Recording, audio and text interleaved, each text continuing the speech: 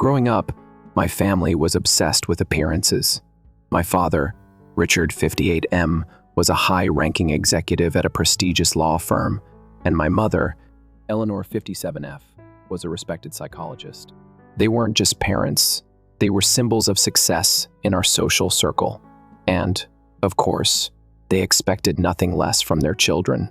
My older brother, Daniel 31M, was their pride and joy. A neurosurgeon with an Ivy League degree, he was the golden child. Everything he did was perfect, every achievement met with endless praise. Meanwhile, I, Olivia 27F, was the disappointment. I wasn't reckless or a troublemaker, but I had dreams that didn't align with theirs. While they wanted me to follow in their footsteps, I was drawn to literature and creative writing and embarrassment in their eyes. Even though we were different, I never thought Daniel would betray me the way he did. 6 years ago, when I was 21 still in college and trying to carve out my future, Daniel came to me for a favor. He needed me to cover for him, give him an alibi for a weekend trip he didn't want our parents to know about. I didn't press him for details, but something about the way he asked made me uneasy. When I refused, he was furious. "You'll regret this," he snapped. I thought he'd cool off, but I was wrong.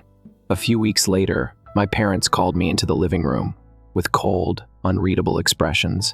"We know what you've been doing," my father said, his voice laced with disappointment. Confused, I asked what he meant, only for my mother to cut in, her voice trembling with controlled anger. "Daniel told us everything. You've been dealing drugs on campus." I was speechless. My own brother had crafted a disgusting lie, one that could ruin my entire future. I protested, I pleaded, but they didn't want to hear it. "We can't have a criminal in this family," my father declared, his words final. Without proof, without even considering my side, they threw me out. My mother simply turned away as I packed a bag, her silence cutting deeper than words. Daniel, standing by the door, looked indifferent as if I was a stranger, not his sister. I left that night with nowhere to go, my entire life crumbling around me. I stayed with friends at first, bouncing from couch to couch, taking whatever jobs I could find just to survive. College was out of the question. I had no money to continue without my family's support. The life I had built, the dreams I had, vanished in an instant.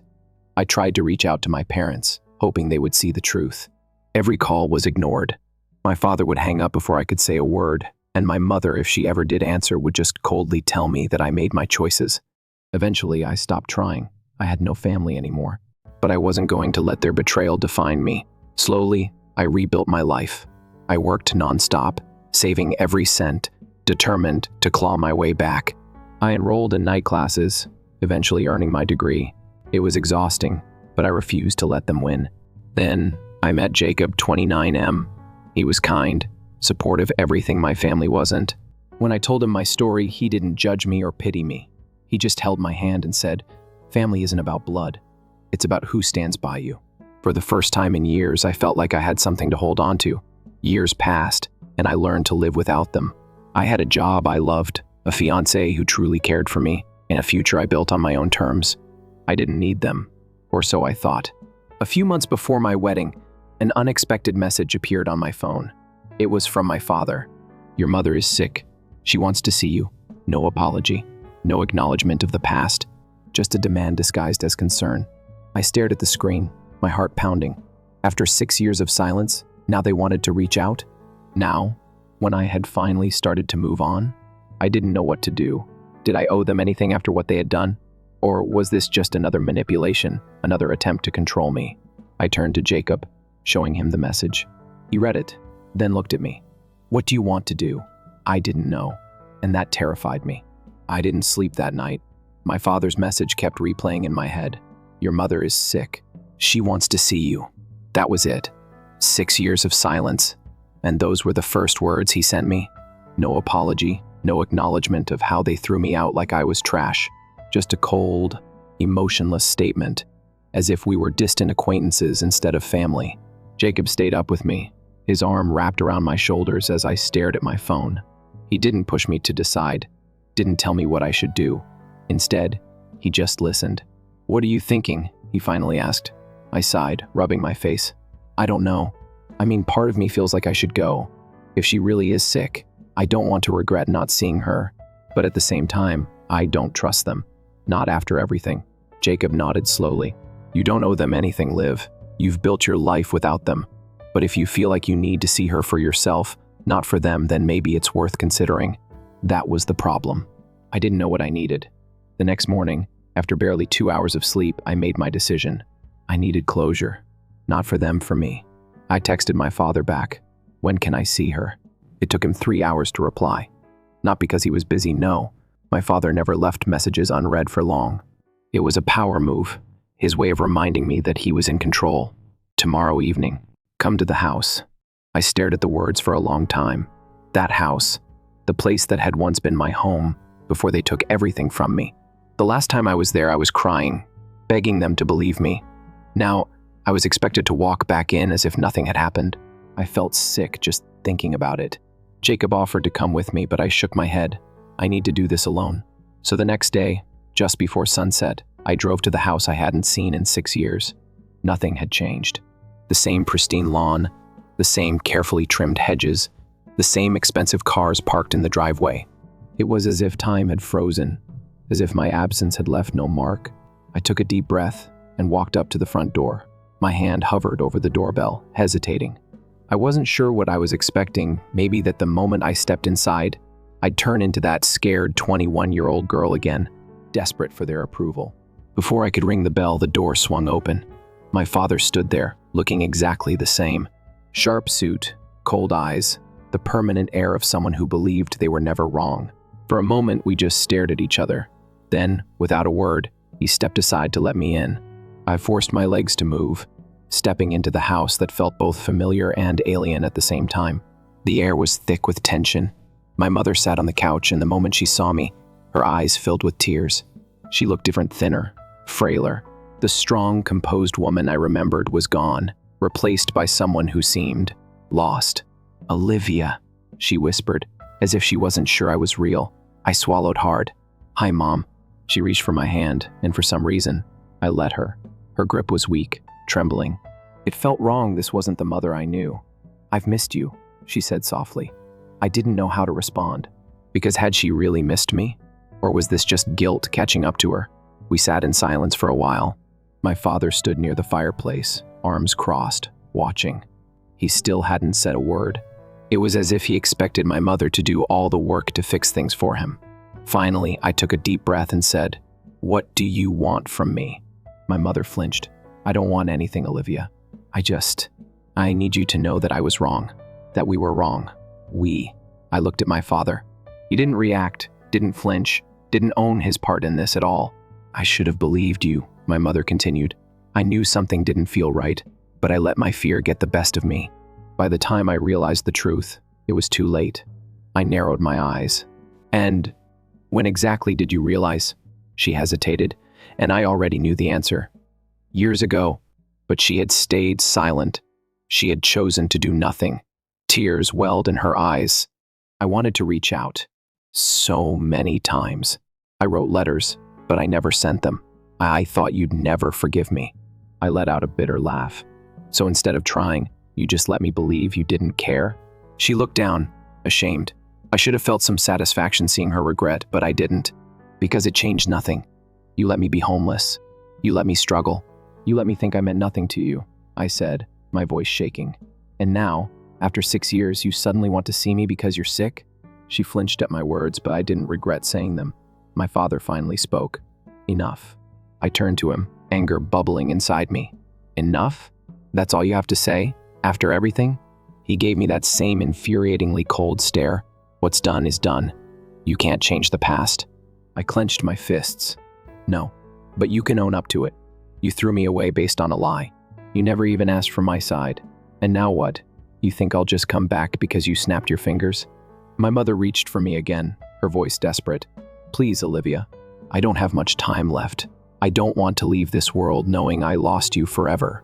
And there it was. The guilt trip, the emotional manipulation, but damn it, it worked. I exhaled sharply, rubbing my temples. "I don't know what you expect from me. I need time to think." My father didn't protest. He just nodded, as if that was a victory for him. My mother, however, looked heartbroken. I stood up. "I have to go." As I walked to the door, my mother called after me. Please, Olivia, just consider it. I didn't turn around. I walked out of that house, feeling more exhausted than I had in years. I didn't know what to do. Was I cruel for keeping my distance? Or was I just protecting myself? I had no answers, just more questions. I drove home in silence. The conversation with my mother played over and over in my head, like a song stuck on repeat. I don't have much time left. I don't want to leave this world knowing I lost you forever. She said she had realized the truth years ago, but did nothing. She let me believe I was unwanted, unloved. I wanted to be furious, to cling to my anger like a shield, but all I felt was exhaustion. Jacob was waiting for me when I got home. One look at my face, and he knew. He pulled me into a hug without saying a word. I let out a breath I didn't realize I was holding. It was intense. He nodded, not pushing, just letting me process. I sat on the couch, staring at the wall. She looked bad, Jacob. Really bad. His hand tightened around mine. I'm sorry. She apologized, I admitted. Said she regretted everything. But my dad? Nothing. He acted like I was overreacting. Like I should just get over it. Jacob sighed. That sounds like him. I swallowed. I don't know what to do. A part of me wants to shut the door on them forever. But if I don't see her again, and she... I trailed off, unable to say it. Jacob squeezed my hand. You don't have to decide right now. Just take a breath. I nodded, but deep down, I knew the clock was ticking. The next morning, I woke up to a notification. A text from an unknown number.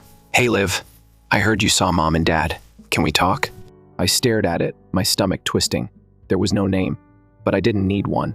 Daniel, the brother who had ruined my life. The brother who had looked me in the eye and lied. I tossed my phone onto the bed like it had burned me. Jacob, still half asleep, mumbled. What's wrong? I swallowed. Daniel texted me. That woke him up. What? After all these years? Apparently he wants to talk. I scoffed. What could he possibly have to say? Jacob sat up. Are you going to respond? I didn't answer. I didn't know. I spent the entire day thinking about that text. I told myself I had no interest in speaking to him. But the more I tried to ignore it, the more it gnawed at me. Finally, against my better judgment, I replied, What do you want? The response was almost immediate. Just to talk. Please, can we meet? I hesitated. The logical part of me screamed, No, don't give him the chance to manipulate you again. But there was another part of me, a smaller, quieter part, that whispered, You need to hear him out, even if it's just to get the last word. So, against every instinct, I agreed. We met at a small cafe on the other side of town, a place neither of us had any connection to, a neutral ground. When I walked in, I almost didn't recognize him. Daniel had always been polished, well put together, the picture-perfect son. But now, he looked tired, older, like the weight of something had been pressing down on him for a long time. Olivia, he said when he saw me, standing awkwardly. I sat down across from him, arms crossed. Say what you need to say. He let out a slow breath. I don't even know where to start. Start with why you lied, I said coldly. He flinched. I was scared. I raised an eyebrow. You were scared? You ruined my life, Daniel. I know. His voice was hoarse. I know I did. And I live with that every day. I didn't respond. I wanted him to feel the weight of his own words. I was in trouble, he admitted. The people I was involved with, they weren't good. I panicked. I thought if I shifted the blame, I could buy myself time to fix things. I never thought it would go that far. I let out a bitter laugh. So you threw me under the bus to save yourself, and you never came clean. Not once. Even when you knew what it did to me. He dropped his gaze. I was a coward. No, I corrected. You were selfish. There's a difference. He exhaled sharply. I wanted to reach out, 100 times, but I was too ashamed. And when Mom got sick, I knew I couldn't keep hiding. I stared at him, searching for something, remorse, guilt, anything that proved he actually meant what he was saying. I don't expect you to forgive me, he continued. I don't deserve that, but I needed to say it. I needed you to know that I regret it, every single day. I didn't say anything for a long time, because what was I supposed to say? That an apology fixed everything? That his regret somehow made up for 6 years of suffering? Finally, I stood up. I don't know what you were hoping for, Daniel, but I can't just forget. You don't get to come back after 6 years and act like you suddenly care. I understand. he said quietly. But if you ever, I won't, I cut him off. Then, without another word, I walked out. That night, I sat on the couch, staring at my wedding invitations. Jacob sat beside me, waiting patiently. You okay? I sighed. I saw Daniel today. His eyes widened. How did that go? I let out a humorless laugh. About as well as you'd expect. He admitted everything. Said he regrets it. But what am I supposed to do with that? Just say, oh, okay, no big deal? Jacob shook his head. You don't owe him forgiveness. I swallowed. I know, but it still messed with my head. I glanced at the invitations again. My mother had begged me to consider letting them come to the wedding. But did I want them there? Did I want to open that door again? Jacob spoke softly. This is your day, Liv. Don't let their guilt control your choices. I nodded slowly. He was right. But that didn't make it any easier. I had a choice to make. And no matter what, someone was going to get hurt. The next few days were a blur. I tried to focus on wedding planning, on picking flowers and finalizing the seating chart, but my mind kept circling back to the same question. Should I let them come? My mother's frail voice still echoed in my head. I don't have much time left. And then there was Daniel, his regret, his apology, his desperate attempt to rewrite the past. But could I trust any of it? I sat at the kitchen table, flipping an invitation between my fingers. Across from me, Jacob was watching, waiting for me to say something. Finally, I exhaled. I don't know what to do. He nodded, like he'd expected that answer. Then, let's break it down. What's stopping you from inviting them? I let out a humorless laugh. Where do I even start? They abandoned me. They chose to believe Daniel. They let me suffer for 6 years without a second thought. Jacob leaned forward. And what would happen if they came? What's your worst fear? I swallowed. That they'll act like nothing happened. That my dad will try to take control, and Daniel will put on some fake remorse act for sympathy. That my wedding will turn into their redemption arc instead of our day. Jacob studied me. And what if you don't invite them? I hesitated. That was the real problem. If I didn't invite them, I would be closing the door forever. I'd never see my mother again. And if she really was as sick as she claimed, would I be able to live with that? That night, as I lay in bed staring at the ceiling, my phone buzzed. A number I didn't recognize. I almost ignored it, but something in my gut told me to answer. Hello? There was a pause. Then a voice I hadn't heard in years. It's Dad. I sat up instantly on edge. What do you want? He exhaled.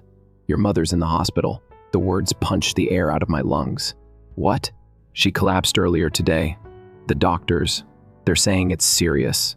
For a moment, I couldn't breathe. I had known she was sick, but this felt different. This felt real.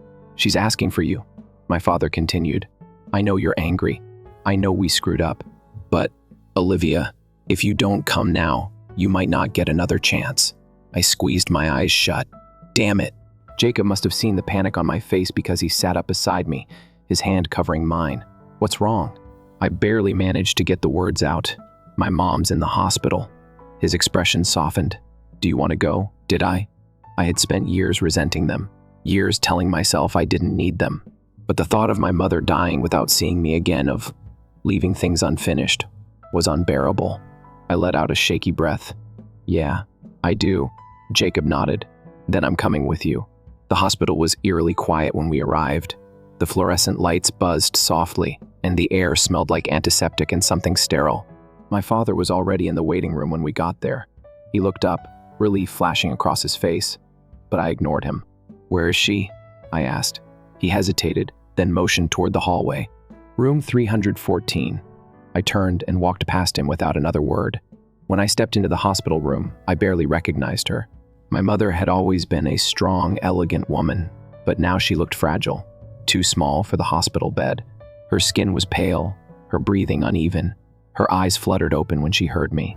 And then despite everything, she smiled. Olivia. I swallowed the lump in my throat. Hey, Mom. She reached for my hand, and this time, I didn't hesitate. Tears welled in her eyes.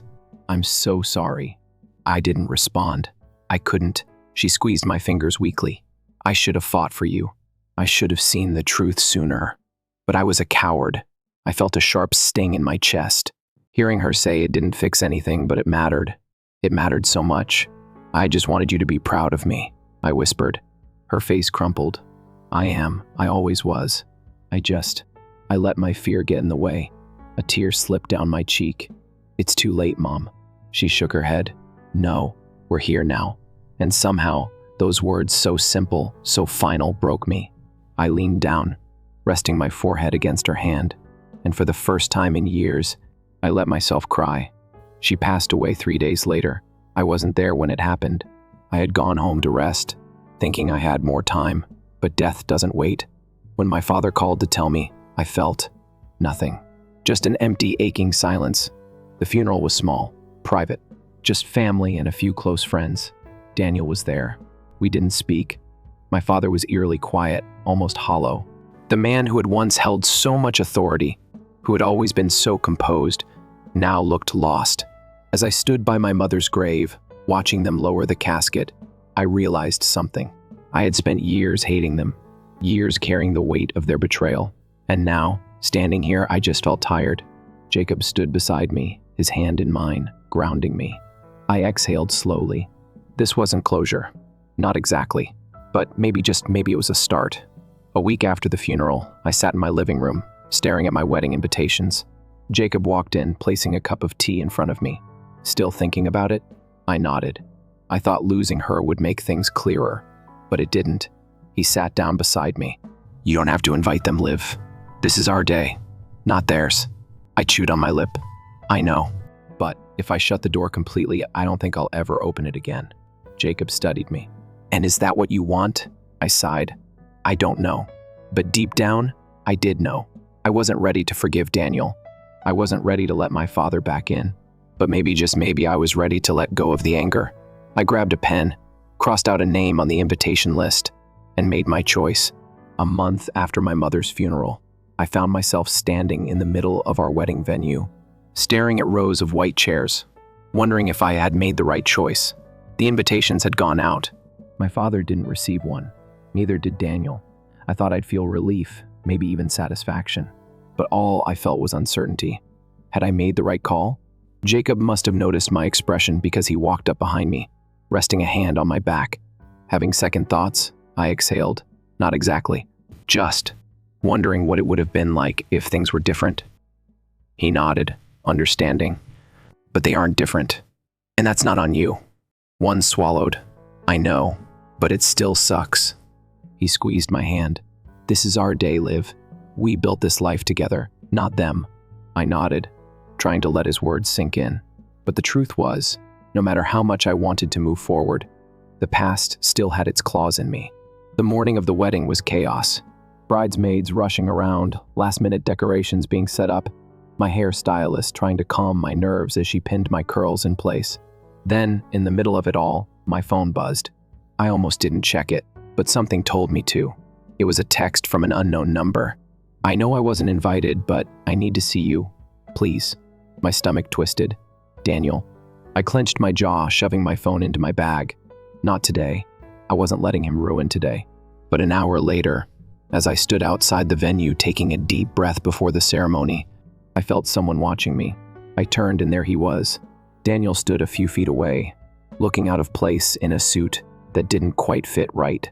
He looked nervous, almost desperate. I crossed my arms. You shouldn't be here. He swallowed hard. I know. I needed to see you before you get married. I narrowed my eyes.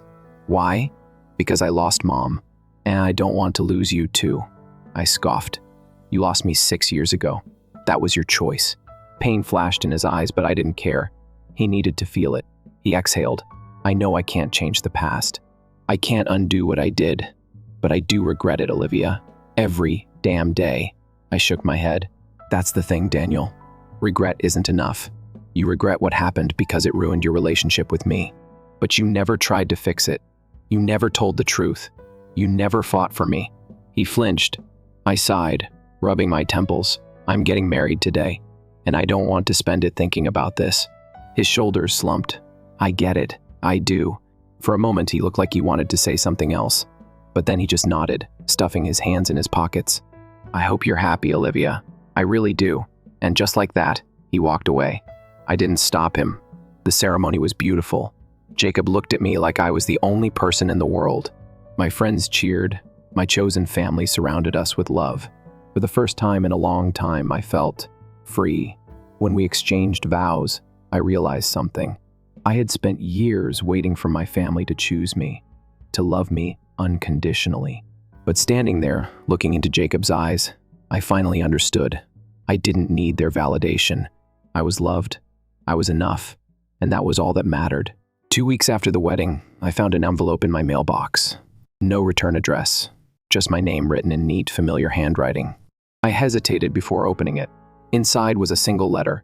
Olivia, if you're reading this, it means I'm gone. I wish I had the strength to say these things to you in person, but I know I've already taken too much time to tell you what you deserve to hear. I failed you as a mother. I let fear and pride dictate my choices, and because of that, I lost you for so many years. That is my greatest regret. I don't expect you to forgive me. I don't deserve it, but I want you to know that I have always loved you, even when I was too weak to show it. You are stronger than I ever was. You built a life without us, and for that, I am both proud and ashamed. Proud that you found your way. Ashamed that I wasn't there to see it. Whatever you choose, whether you ever let your father or Daniel back into your life or not, please choose for yourself, not for guilt. You don't owe them anything, but you do deserve peace. I hope one day you find it. With love, Mom. I read the letter 3 times, my hands shaking. Then, for the first time since she died, I let myself cry. I sat on my porch, the letter still clutched in my hands, staring at the horizon. Jacob stepped outside, sitting beside me. He didn't say anything. He didn't need to. After a long silence, I whispered, "She actually admitted it. Everything. In writing." Jacob rubbed my back gently. "How do you feel?" I exhaled. Relieved, angry, sad. I don't know. And I really didn't. But as I sat there watching the sun dip below the trees, I knew one thing for certain. I was done letting the past control me. Maybe I would forgive them one day. Maybe the first wouldn't. But either way, I wasn't carrying this burden anymore.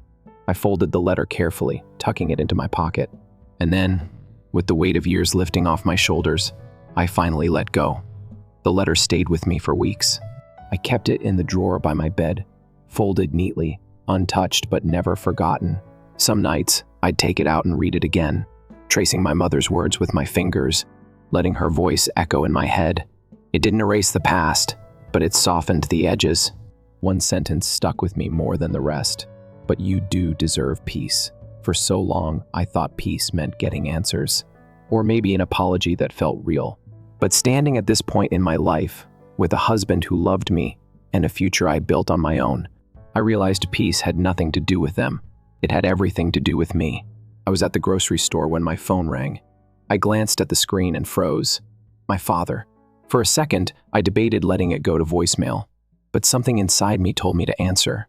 I sighed, swiping to accept. "Hello," a pause. Then his voice, quieter than I'd ever heard it. "Olivia." I waited. I wasn't going to make this easy for him. I got your wedding photos," he said finally. "Aunt Caroline sent them to me."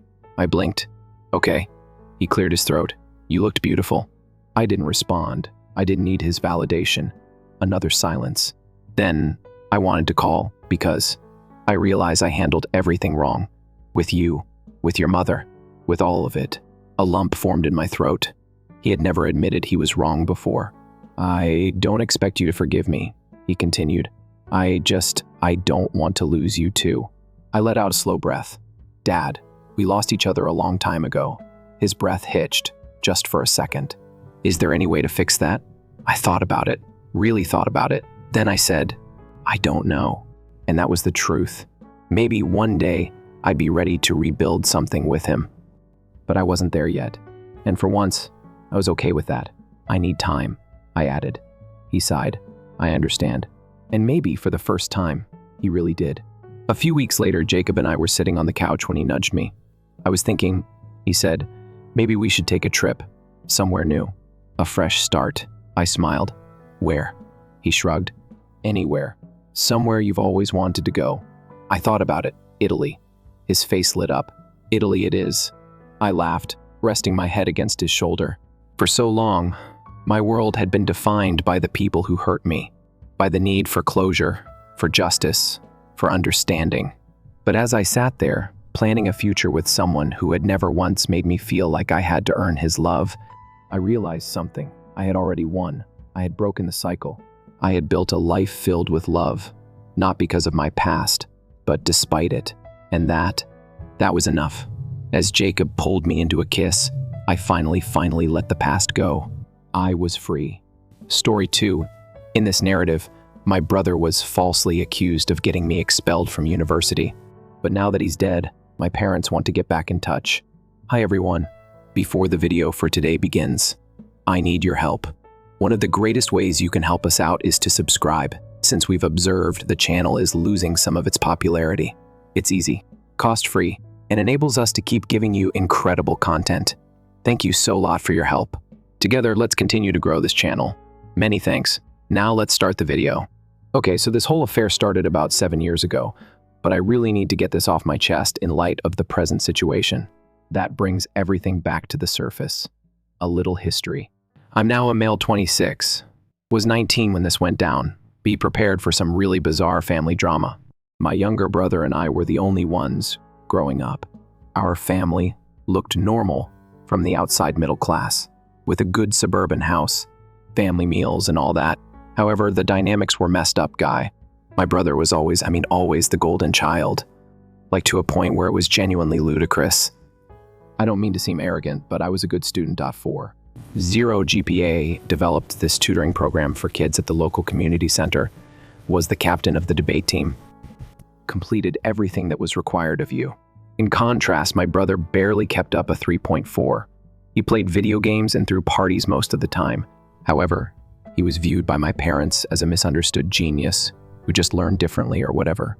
They would say, I can quickly illustrate how terrible it was when I got all A's in a single high school semester. That's expected of you, my mom answered with a simple nod. They honored my brother's success by taking him to his favorite restaurant. The same week he got a B- in English. I hope this isn't true. Anyhow, let's move on to college applications.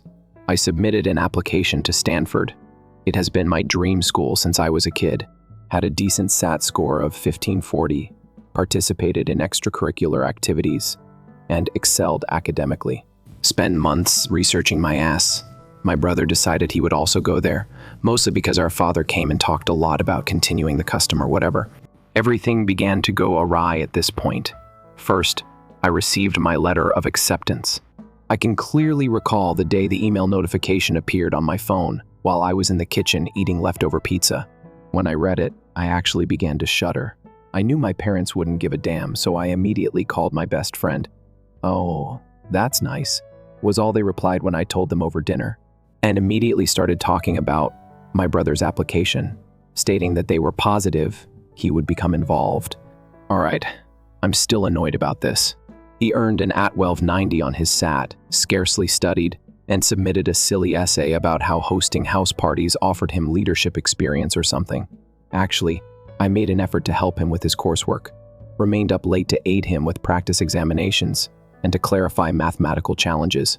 But he would always stop playing Call of Duty after 20 minutes or so, and say something along the lines of, "Not everyone needs to be a try-hard nerd like you." Then came the day he received his letter of rejection. Holy short, you'd think someone had passed away. When he got home from checking the mail, he literally dropped himself on the kitchen floor, in sobs. He wasn't 21, he was 12. As though he were suffering a heart attack, his parents hurried over. Meanwhile, my Stanford admission letter, takeaway menus, and my brother's old soccer team photo were still on the refrigerator. The ensuing weeks were unbearable. My brother stayed in his room most of the time, only coming out to sigh dramatically and give me sour looks. In addition, my parents started acting oddly, saying things like some people get all the luck, and life isn't fair to everyone. For example, I worked really hard for years while he coasted by on Charmin's ads. However, I was the fortunate one. The worst part was that my brother had been telling everyone, including his friends, extended family, and strangers at the grocery store, that our dad had predestined him for Stanford. There was already a Stanford sticker on his car. Embarrassing AF. Upon being rejected, he began circulating a story about how I must have committed an unethical act to gain entry, rather than admitting that Perhaps he might have done better. He was first only telling people that I probably cheated on my SATs or that I knew someone in admissions, but it got worse, much worse. And now that I think about it, I understand that this was merely the beginning of his insane strategy to cheat me. I didn't realize it at the time, but this rejection harmed my brother's brain. It seemed as though he couldn't believe that his destiny hadn't been realized. Instead of handling things normally, he made the decision that I couldn't go Stanford if he couldn't. So, starting up where I left off, I went to Stanford. The first few months were great, to be honest. I felt as like I could just be myself without my brother's shadow looming over me for the first time in my life. With my housemates, I was really lucky. In the latter case, I met Jake, a man from Portland who shared my passion in computer science and didn't think it was odd that I enjoyed my studies. Our dorm room at your high school was housed in this older edifice. It wasn't really elegant, but it was near the dining hall and had these enormous windows. Jake and I would set up our workstations facing each other and work on late-night coding sessions while fueled by Red Bull and those cheap Walmart cookies. We worked out the full system. We had a policy that required the door to be closed after 11 p.m., but it was usually open when we were there because study groups often visited, in order for us to genuinely sleep. Life was actually going rather nicely. I maintained a GPA of 3.9. Fucking linear algebra killed my 4.0, but whatever. Was working on an intriguing artificial intelligence project and had joined the robotics club. My professor hinted that I could be looking for a summer internship, and this Google recruiter had been sniffing about our department. Everything was coming together for once. Then the strange things began to occur. At first, it was small things, like when I sat down at a seat in the dining hall. Someone would go to another table, and I would notice that they were speaking and staring at me. I thought maybe my BO was terrible, or something, hey. However, he had never even spoken to this kid from my math class before. He comes up to me after class and asks if I can put him in touch. Hook you up with what? I asked. The homework solutions. He gave me this weird look, and then just left. After the hall meeting, my Ross Sarah pulled me aside approximately a week later. She admitted that there were some concerns about what I was doing, despite her best efforts to appear unconcerned. Before she questioned me directly whether I was selling Adderall to other students, I had no idea what she was talking about. I assumed she was kidding, so I actually laughed. I'm not a drug dealer, much less someone who takes Tylenol for headaches. The screen grab was then shown to me. On Instagram, someone posing as me had been DMing random Stanford students with offers to sell them study aids. The words were written in this peculiar way that kind of sounded like me. Used several of my exact phrases, yet they weren't mine at all. During fake chats, I even reportedly admitted to stealing my brother's study idea to get approval. I recognized my brother at once. He had been keeping up with me on social media. After he studied my writing and then staged these intricate fictitious chats, I subsequently learned this from his ex. This guy had previously asked me whether Python was like snakes and all that, but it grew worse. So the research project's suggestion was really rich. Much worse. Jake and I would often visit the 24-hour library to study. However, I experienced the worst migraine of my life on this particular night during midterm week, as if spots were about to throw up everything. Jake essentially told me to rest in bed and recover, stated that he would subsequently make his notes available to me. I pulled myself to my 8 a.m. meeting, the morning after class, because I am a fool for scheduling an 8 a.m. class, and campus police officers are waiting outside my door. It turned out that I was selling drugs out of my dorm room, according to an anonymous complaint. Under my bed, where I kept my extra textbooks, they discovered a shoebox filled with marijuana and unlabeled pills. This is the problem.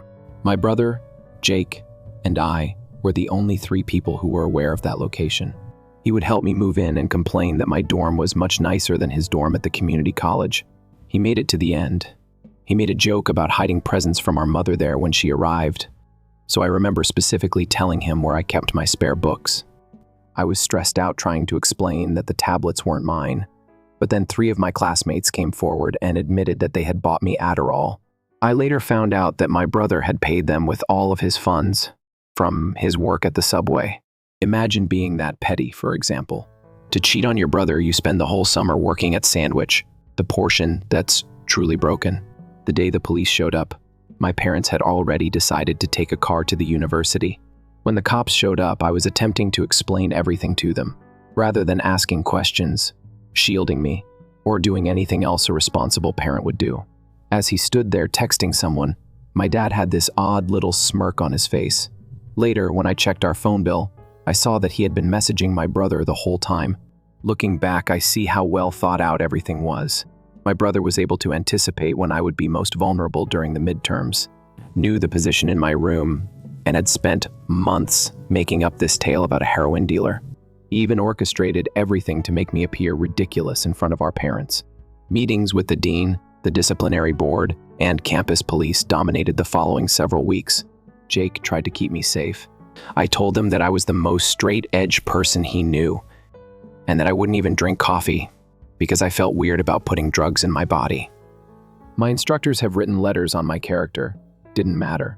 That was it. They had evidence and witnesses. Okay, so here's when everything really went wrong. A reasonable warning. Even after 7 years, the thought of this passage still makes my blood boil. The inquiry at the institution was a total farce. They discovered the drugs in my room, and I'm still positive my brother left them there. I had 3 unrelated children accuse me of selling them Adderall. My brother gave them each $500 from his Subway savings after learning about it much later. There were then many screenshots of me messaging people about drugs on Instagram. I did everything I could to prove my innocence. I sincerely volunteered to immediately submit to a drug test. To prove I hadn't received any odd payments, I showed them my bank accounts. I was the straight-edge student who once reported someone for smoking cigarettes, and I even had my high school teachers write notes about it. You get the idea, but it's hardly my proudest moment. The disciplinary hearing happened on a Tuesday morning. I recall this because on Wednesday, I was due to show this Google recruiter my eye project. Had been working on it for months. The hearing took place in this suffocating administrative building chamber. For some reason, I felt like I was being tried for murder. 6 individuals were sat at this long table, gazing at me as if I were El Chapo Jr. The presence of my parents somehow made everything worse. Mom continued to pretend to cry. No actual tears, only strange sniffling sounds. And Dad spent the whole time texting. My phone bill eventually proved that he was supplying my brother with real-time information. After all, who hurts their own child in that way? The toughest thing was calling the witnesses. These 3 individuals, whom I hardly knew from my dorm building, claimed that I had been selling them Adderall from the first week of classes. They had a whole tale about how I would meet them behind the library at specific times, and they even offered special discounts for large orders. All of this specific BS. That gave the impression that I was a professional drug dealer. I'm sitting there thinking about how I had to really Google what Adderall was when I had my RA blamed me at first. Jake tried to keep me safe. I was absolutely the most boring roommate ever, he assured them up there. I was so suspicious of artificial sweeteners during all-nighters that I refused to even consume energy drinks. We have an open door policy, so anybody might enter our room, I told them. I went so far as to say that my flawless grades put me in the running for the Google internship. So why would I put myself at such risk to sell drugs? It didn't matter though. They had already made up their minds and had their proof. The dean. This man read out a long speech on Stanford's zero-tolerance policy for drug distribution and the need to maintain the school's reputation, among other things. He had the most punchable face I've ever seen. The expulsion letter was about 3 pages long. However, I can only recollect the first line, immediately. Stanford University has discontinued your enrollment. It's that easy. Everything I'd worked for my entire life was gone. I was given 48 hours to vacate my dorm room. Packing my things was strange. For example, one moment I'm this bright CSE student who may get an internship at Google. The next, I'm stuffing all my dreams into cardboard boxes, while others murmur in the corridor. Some jerk even recorded me moving boxes to my car on Snapchat. Very elegant. My parents showed there to help, but largely just stood about making everything worse. Mom used to say, "I just don't know where we went wrong with you." A lot. Dad continued to message my brother. At one point, he really grinned at his phone. Guess my brother texted something really humorous about my life being shattered. The last blow to the stomach. Due to unresolved disciplinary processes, the institution refused to deliver my transcripts. I was consequently not only ejected, but I was also unable to transfer to another site. Oh, and they still demanded that I cover the entire cost of tuition for the semester. Cool, cool, cool. Jake was the only real friend I had left. Until about 3 in the morning, he helped me pack. After that, we sat on my bed without clothes, munching chips from the vending machine and attempting to figure out what on earth I was going to do next. His parents got in touch with me and offered to host me at their Portland home while I worked things out. They were these really laid-back doctors who could sense that something wasn't quite right. But the worst part? My grandparents. My parents called them right away to inform them of the expulsion because they had co-signed my school debts. They essentially thought I had changed into some sort of drug lord instead of listening to my side of the story. I always worried that all that computer stuff would lead you down a bad path, my grandmother said candidly. For example, what is the link between drugs and coding? By Thursday evening, I was completely out of Stanford. I've been dreaming, learning, and doing everything right for 7 years. Everything was lost because my brother couldn't handle rejection. The amusing thing is, and by amusing, I mean absolutely outraged. At community college, he was doing all right. Perhaps he simply realized that was where he belonged and went on. However, not at all. I had to make sure I missed my opportunity as well. Writing about an uncle after being expelled from Stanford is extremely difficult. Basically, I had nothing. Lack of a degree, financial resources, housing, and a family who thought I was Walter White Jr. or something. Jake and his parents are a blessing. They let me crash in their basement in Portland as I sought to figure my life out. Their basement wasn't anything special, just this semi-finished place with those strange little windows near the top and a sofa that probably came from someone's college room. But honestly, considering all that occurred, it seemed like a 5-star hotel. Every morning, Jake's mother would put breakfast outside my door. Usually just cereal and coffee, but still, it meant a lot. And his dad helped me hunt for employment online. But getting a job was a nightmare. When you explain your Stanford expulsion to prospective employers, try not to come out as a complete jerk. Eventually, I got a job at Walmart, starting at 6 in the morning, up to 2:00 p.m. Shifts, earning $11.50 per hour to stock shelves barely enough to cover my car's petrol. I purchased this used 2008 Civic on Craigslist for $2,000. One work wasn't enough, even though I had saved up all of my money for my summer employment. I began working afternoon shifts and using DoorDash to deliver items before 8 p.m. to 2 a.m. at the Penalty Box, a dubious sports bar. The owner paid in cash and didn't ask questions about my background, which was nice, but the place was definitely a front for something illegal. For instance, why is having 3 safes in the back office of a sports bar necessary? My flat was basically simply a converted pantry in this decrepit house I shared with 4 other guys. And when I say pantry, I mean it literally used to contain canned items. Because it was so little, I was forced to decide between a desk that wouldn't fit or a twin mattress. Both went with the mattress and used my laptop while I was in bed. One of my housemates, Miguel, was certainly a true drug dealer. Isn't that ironic? Sometimes he would share his mom's homemade tamales with me when I couldn't afford groceries. In actuality, he was among the friendliest men there. It wasn't even the tiny space or the awful jobs that were the worst. I had the sensation that my entire future had disappeared. I'd scroll through LinkedIn and see my old Stanford classmates posting about their internships at Google and Facebook, while I was trying to figure out if I could afford both ramen and toilet paper that week. Jake would call to check on me, but after a while, I began ignoring his calls, since it was too painful to hear how well school was going. My parents also made a few attempts to contact, but they were only able to inform me of my disappointment and the fact that my brother was doing well in community college. Like, whoa. His falsehoods have made me feel like I'm living in a closet, but excellent for him for being able to pass basic English. They even had the guts to question whether I was clean, yet I blocked their numbers after that. Coding was the only thing that kept me sane. In between shifts, I would go to Dots, a 24-hour cafe with free Wi-Fi, get their cheapest coffee $1.50, and work on intermittent programming jobs for hours. Linda, the overnight waitress, was an elderly woman who occasionally brought me extra fries or a piece of pie that was destined to be thrown out by accident. I assume she was aware of my financial circumstances, even if she never acknowledged it. Dots become like my second home. It was quiet at night. No one bothered me, because I could pretend that I was still a real ex-student instead of a college dropout with 3 unsatisfying jobs. I made this inventory management system for fun in order to stay current with my skills. Looking back, the endeavor truly ended up transforming my life, but I'll get to that in the following part. Some nights were really black though, like sitting in your car bawling after a 12-hour workday. Dark. When I worked for DoorDash, the first remember making a delivery to a house that exactly resembled my parents' house. The father who opened the door even resembled my father in several ways. I think I frightened them to death when I went completely crazy in their driveway. Rock bottom was probably about month 4 of this lifestyle.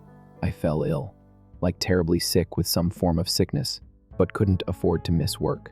I ended up fainting while working at Walmart. I was really driven to urgent care by the manager himself. Dave deserves special recognition. You really were. According to the doctor, I was terribly dehydrated and had a temperature of 103 degrees. Since I needed the money for rent, I continued to work at my bar job at night. The ridiculous part is that my brother was having a great time during all of this. Through mutual acquaintances, I learned that he would inform others that I was away receiving therapy or resolving certain issues. He even took over my old room at our parents' house and sold most of the things I had left behind. Apparently, purchase a PlayStation 5 with the funds. To keep myself from going crazy, I was building an inventory management system at Dot's Diner. Remember that? That ended up being my ticket out of the bottom. But allow me to step back. At around 1 in the morning, I'm seated at my typical booth. I'm on my third $1.50 cup of coffee when this dude in a suit enters. Unusual for Dots, indeed. Usually, it was just truckers and other sleep-deprived folks like myself at our flat. He sits down at the counter and starts talking to Linda, the wonderful waitress who kept giving me free food by accident. While I'm half coding, I hear him griping about how his real estate officer's software is completely worthless. They were suffering numerous reservations for viewings, misplaced listings, and other upheaval. In fact, Linda, who had witnessed me coding there for months, says, "You ought to speak with my friend over there. He's some kind of computer genius." I admit that I was not a computer whiz. Free Wi-Fi and insomnia for a Stanford dropout. However, Mark approaches and asks what I'm working on. I show him the system I created for fun for the inventory. Honestly, simply to keep track of what food was chucking out. My goal was to assist Linda in cutting back on waste. With much excitement, he asks me whether I could create a real estate equivalent. The next thing I know, I'm being hired as a freelancer by his company. They initially only paid $20 per hour, roughly twice as much as Walmart, for system maintenance. In addition, I could work on it in between jobs. Mark started giving me new tasks to complete, including updating their website or creating a more effective monitoring system for real estate listings. After about 6 months, I had automated about half of their office processes. Mark offered me a full-time job as their IT specialist since they were saving so much time and money. The pay of $45,000 was not very outstanding, but it did come with a real desk in an actual office and health insurance. The pantry bedroom is gone. Things start to become intriguing. At this point, I began to understand how everything operated after spending my entire day in the real estate industry. I'd overhear the agents talking about transactions, observe how they treated customers, all that stuff. One day, an agent phoned in unwell when she was scheduled to show a house. Mark was stressing up because it was some big shot customer. Since I was familiar with the property specifics from the system I had built, I offered to take care of it. Total fake it till you make it moment. I watched about 5 YouTube videos about showing houses on the way there. However, it managed to work somehow. The clients actually liked that. I could teach them about the house's electrical system and show out probable upgrade choices. In the end, they bought the property. The following day, Mark called me into his office, and I thought I may lose my job for going too far. He offered to sponsor my real estate license instead. Stated that my IT background had given me a unique perspective. I could communicate in their language with all of these Silicon Valley individuals who were migrating to Portland. The licensing study was challenging. I was still working full-time and going to school at night, as opposed to living in a pantry and doing 3 jobs. Piece of cake. Got my license in 4 months. Started out as a less seasoned agent. I thought I was hot shit after making precisely 2 sales in my first month. But suddenly things clicked. I started to recognize that I could mix my knowledge in technology and real estate in a manner that no one else was. I built a website that monitored market patterns and could estimate which locations were primed to thrive based on things like new tech company headquarters and coffee shop openings. Began with the goal of helping its workers relocate to Portland. In my first year as a full agent, I made $82,000. Nothing spectacular, but not awful. $145,000 in the second year. Year 3, $285,000. Turns out all those hours sobbing in my car while doing DoorDash really taught me something about hustling. The real win for me was landing this huge customer who was helping a big company move their whole engineering team from San Francisco to Portland. We're talking about more than 50 expensive homes. Commission on that sale alone was more than 4 years of my former pay combined. I am currently the youngest senior manager in the history of the organization. Sales during the past quarter alone were $1.8 million. I acquired my own home in this gorgeous region, where all of my neighbors are attorneys and physicians.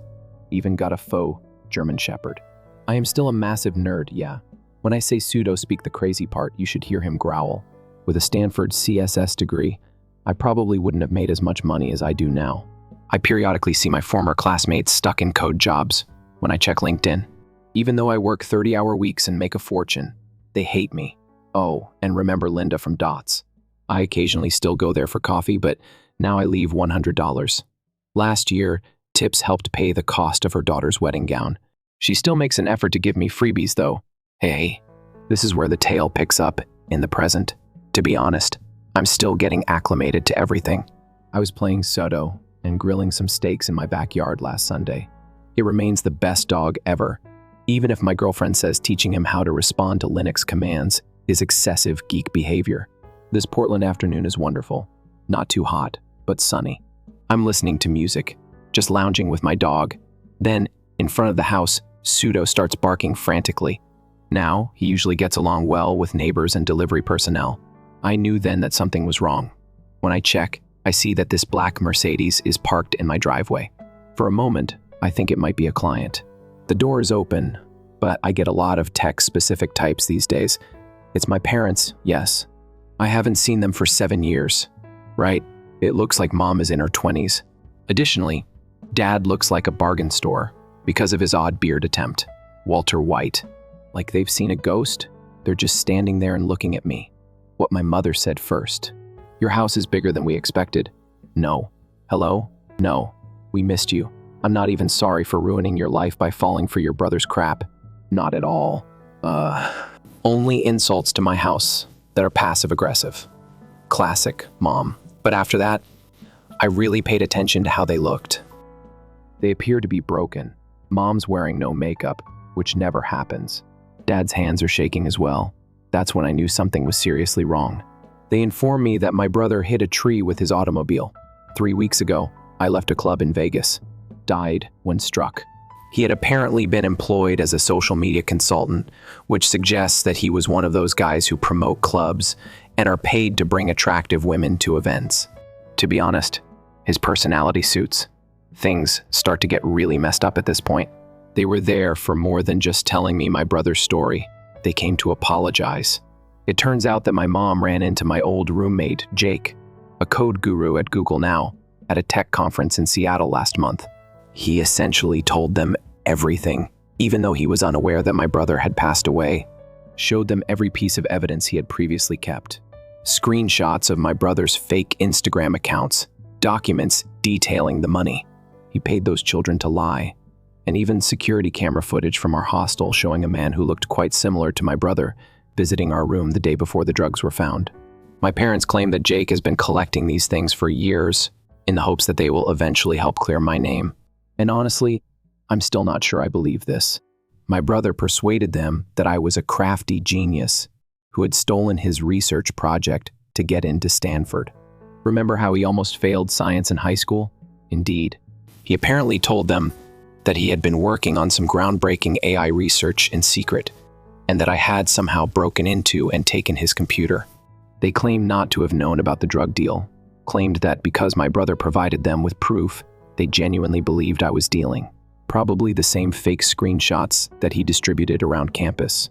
Mom broke down in tears, saying that they had been thinking that they had let his parents down by letting their son trade drugs for years, only to discover that their other son was the real monster. They're telling me this while this pseudo sits there and gives them the most critical dog look ever, as though he knew I had been tricked by these people. Well done, youngster. I was unclear about how to feel. There was a part of me that wanted to shout at them for their ignorance, as though I'd been raised by them for 18 years. Did they truly believe they were heterosexual? Not even Red Bull was ever eaten by them. Son suddenly changed like Pablo Escobar, but I also felt empty in another sense. Despite everything, they continued to express their delight in my successes. Actually, Dad tried to take credit by saying that I was strengthened by the adversity they put me through. I absolutely laughed in his face, told him that's like shoving someone off a cliff and then applauding them for learning to fly on the way down. They then began talking about how they wanted to be engaged in my life once more, as they had lost one kid and didn't want to lose another. Meet my girlfriend, maybe even be grandparents someday. When Mom saw a picture of me and my girlfriend on the wall, she broke down in tears because she thought she was such a lovely girl. By the way, she's a pediatric surgeon, way out of my league. I just couldn't. Instructed them to depart. As they tried to argue, Pseudo started growling. Seriously, best dog ever. And as they were heading out, they finally got the hint. Mom said, "We really didn't know about the drugs," and she turned back. "We just trusted him as he was our son too." And that's what's really messing with my brain now.